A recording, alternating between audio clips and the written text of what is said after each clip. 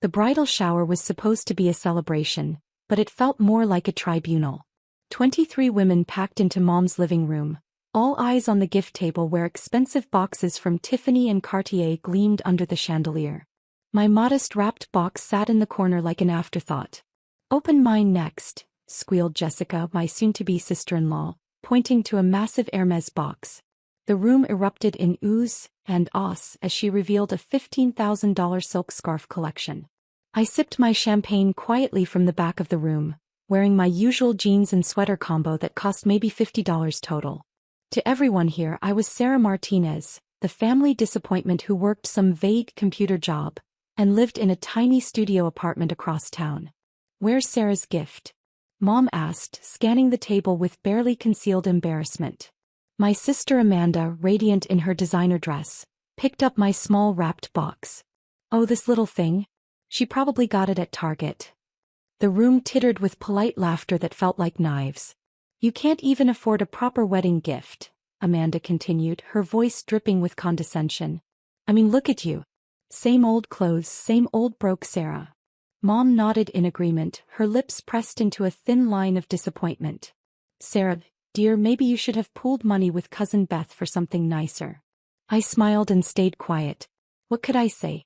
That I'd deliberately chosen a simple $200 kitchen gadget because I knew Amanda would appreciate the irony later? That my computer job actually meant I was the CEO of Phoenix Dynamics, the AI company that had been making headlines for months? Amanda unwrapped my gift with exaggerated enthusiasm. "Oh, bread maker. How practical." The room fell silent with second-hand embarrassment. "It's perfect for your new kitchen," I said simply. "Right?" Amanda forced a smile. "Very thoughtful." The shower continued around me like I was invisible. Women discussed their vacation homes in the Hamptons, their children's private schools, their husbands' law firms and medical practices. I was the family ghost, present but unacknowledged. "Sarah still living in that shoebox apartment?" asked Aunt Patricia, stirring her tea with deliberate noise. "Same place," Mom confirmed. "We keep telling her to find a nice man and settle down, but she's too focused on her little hobby business." My hobby business had revolutionized machine learning algorithms and was currently valued at $2.8 billion, but I just nodded along. "Still working on it. You know," Amanda said, addressing the room while looking directly at me, "some people just aren't cut out for success. They're meant to be the worker bees while others lead." I'd been leading a team of 847 brilliant engineers for 3 years, but I smiled and said nothing.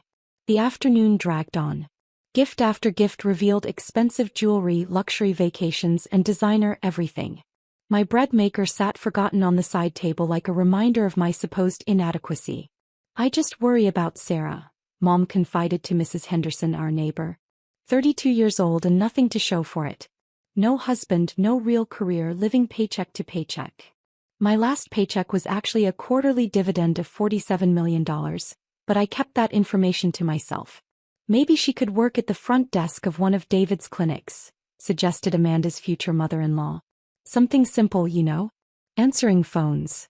David was Amanda's fiancé, a successful plastic surgeon who'd never missed an opportunity to remind me that some people were naturally gifted, while others were better suited for support roles. "That's so generous of you to think of me," I replied politely. As the shower wound down, Amanda pulled me aside in the kitchen. "Sarah, I need to be honest with you. The wedding is going to be elevated. Black tie, very sophisticated crowd. David's colleagues, my sorority sisters, important people." "It sounds lovely.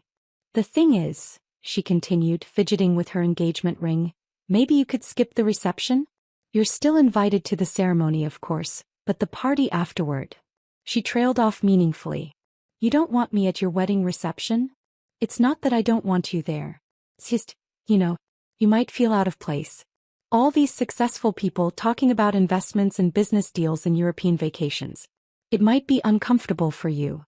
I studied my sister's face, seeing genuine concern mixed with embarrassment. She really believed she was protecting me from humiliation.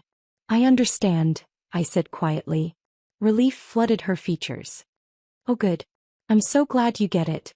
You can watch the ceremony and then maybe grab dinner somewhere nice." "I treat."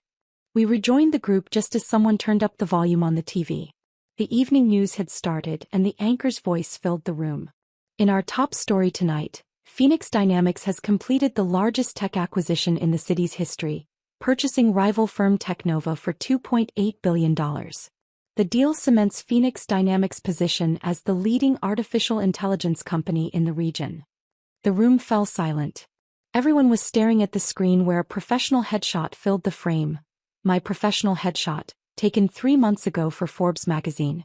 CEO Sarah Martinez, just 32 years old, has built Phoenix Dynamics from a small startup into a tech giant worth over $2.8 billion. The acquisition of Teknova adds 450 employees and cutting-edge quantum computing capabilities to Martinez's already impressive portfolio. I could hear Amanda's champagne flute hit the floor, shattering into crystalline pieces that nobody moved to clean up.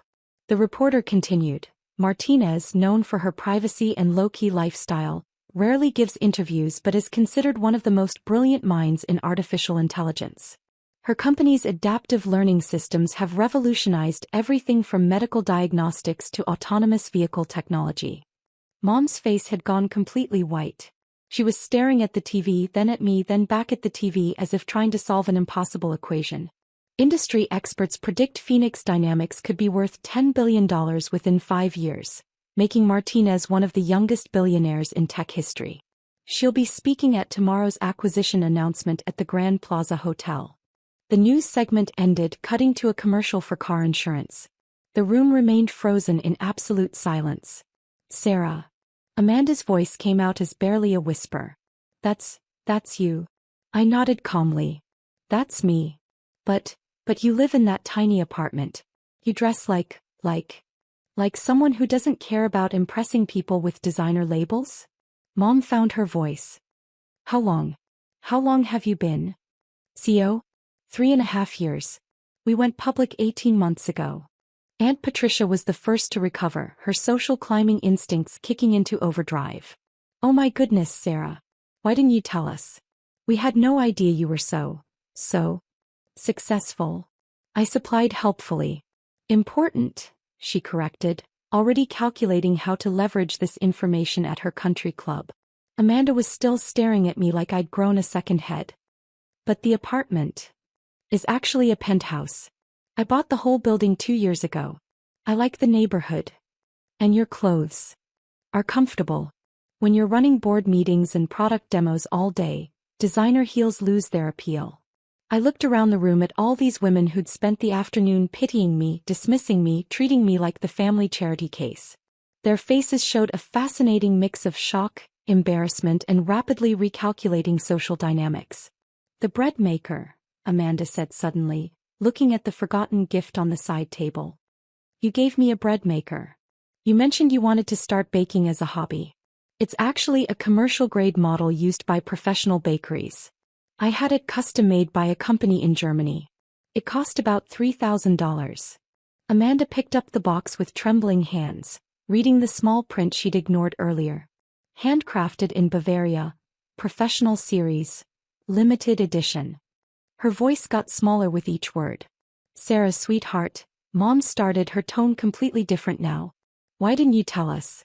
We could have been supporting you, celebrating your success. You mean like you're celebrating now? The room shifted uncomfortably. Everyone could feel the weight of the afternoon's condescension hanging in the air like smoke. About the wedding reception, Amanda said quietly. I was wrong. Of course you should come. You're my sister. I smiled the same polite smile I'd been wearing all day. That's very kind, but I think your first instinct was right. I would feel out of place. No, really, I want you there. David would love to meet you properly. His colleagues would be thrilled too. To network with someone they thought was beneath them an hour ago? Amanda's face crumpled. Sarah, I'm so sorry. I had no idea. If I'd known. If you'd known I was worth billions, you would have treated me differently. I understand. That's not what I meant. Isn't it? The silence stretched out until Mrs. Henderson cleared her throat. Well, this is certainly surprising news. I stood up, smoothing down my $50 sweater. Thank you for the lovely shower, Amanda. I'm sure the wedding will be beautiful.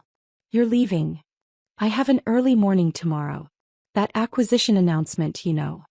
I headed toward the door and suddenly everyone wanted to talk to me. Business cards appeared from nowhere. Women who hadn't acknowledged my existence all afternoon were suddenly fascinated by my journey and vision. "Sarah, wait," Mom called out, following me to the foyer. "Can we talk? Maybe dinner this week. I'll check my schedule with my assistant."